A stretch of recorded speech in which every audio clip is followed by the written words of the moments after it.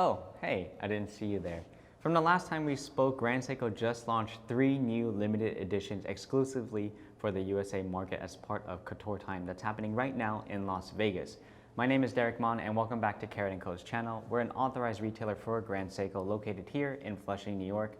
And today I'm going to go through the new press release from the GS9 Club website and talk about these 3 new limited editions, the SBGW273, SBGW275, and SBGW277. If you have any questions, please leave them in the comments below. And without further ado, let's jump right in. So reading off the Grand Seiko GS9 Club website. So first, what is the GS9 Club? In short, the GS9 Club started in Japan and it was an exclusive membership for Grand Seiko collectors. And basically the number 9, as you know, it means the ultimate. So it's like the Grand Seiko Ultimate Club. And it gave access to Grand Seiko GS9 members, access to special events, gifts, and also like a deeper dive into the brand of Grand Seiko. We do now have a GS9 Club here in the USA, which just started last year. And the way you are eligible to enter the GS9 Club is if you purchase a Grand Seiko watch from an authorized retailer, just like ourselves, or also the Grand Seiko boutiques. Now I'm going to read the press release. Grand Seiko SBGW273, 275, 277, 3 USA limited editions inspired by Japan's Genbi Valley. A storied landscape serves as an inspiration for a trio of manual green dial US limited edition timepieces. Green is so hot this year. Within the middle part of the Iwai River is the Genbi Valley, one of Iwata Prefecture's most stunning natural scenes. Situated in the southwestern city of Ichinoseki and approximately 1.3 miles long, this lush ravine formed by the ash of Mount Kirikoma and the flowing waters of the Iwai River boasts multicolored foliage in the fall, snowscapes in the winter, cherry blossoms in the spring, and azaleas in the summer. The picturesque greenery of the Genbi Valley is the inspiration behind 3 new USA exclusives from Grand Seiko, SBGW273, 275, and 277. First, the Iwata Prefecture. So outside of Mount Iwate or the Iwata Prefecture, Grand Seiko has a factory called the Shizukuishi Watch Studio. You might have heard me say this many times in other videos we've done.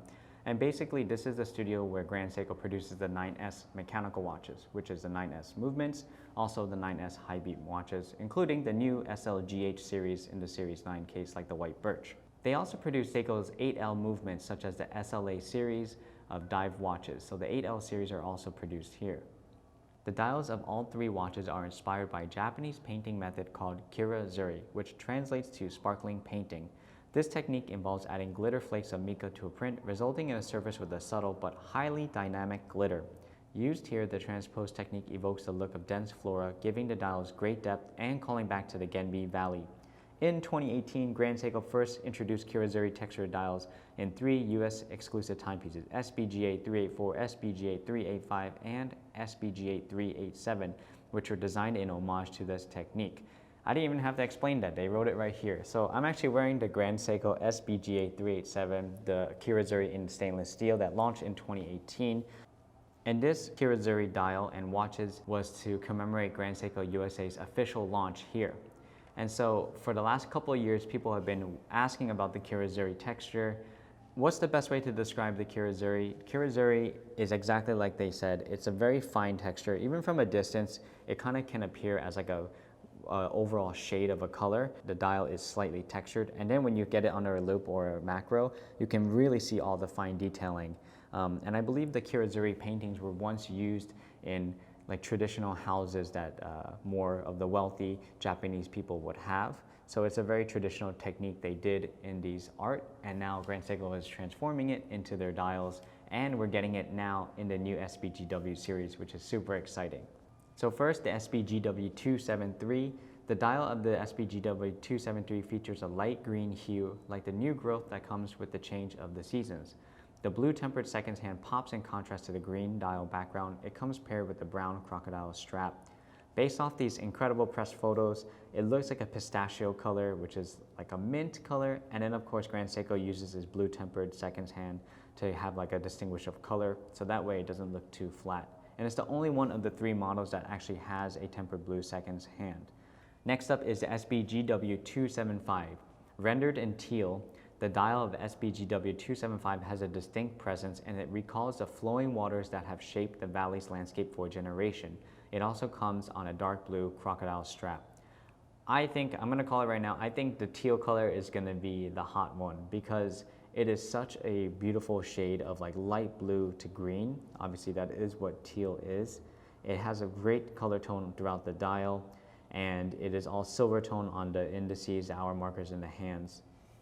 Finally, the SBGW277. With its medium green tone, the dial of SBGW277 is the purest expression of green of the three, and with its brown crocodile strap, the watch is the most literal interpretation of the vegetation that lines the valley walls. So this one actually looks like a moss green color to me. Looking closer at all the dial details, all three new SBGWs features the brand's signature razor-sharp hour and minute hands and perfectly polished indexes. Additionally, the interplay of light and shadow, a key tenet of Grand Seiko design, is on full display. The overall execution is a culmination of the practicality and artisanal excellence that are inherent in the brand's timepieces. And if you notice in all of these dials, Grand Seiko uses their high polish of the Zaratsu on all the hour markers and hands. Usually when Grand Seiko does a dark colored dial, like black or dark blue, they'll usually use a brush polish because that will reflect white light better. But on their light colored dials, like on these Kirazuri models, they'll use a high polish. That way it reflects light and color and also white light a lot better. And the best thing about this watch is that you can pretty much leave a very clean dial because the Kirazuri texture is beautiful in itself just to see that. When you hand wind the watch and you have it ticking around the dial, you'll definitely catch like sparkles bouncing off the seconds hand because of how high polished that seconds hand is. So that's always such a cool thing about this piece. The stainless steel cases of all three references measure 37.3 millimeters in diameter, 11.6 millimeters in thickness, and 44.3 millimeters in length. The lug width is 19 millimeters. This classic case design is the same one from the SBGW231 and SBGW235, and it is inspired by the first Grand Seiko from 1960.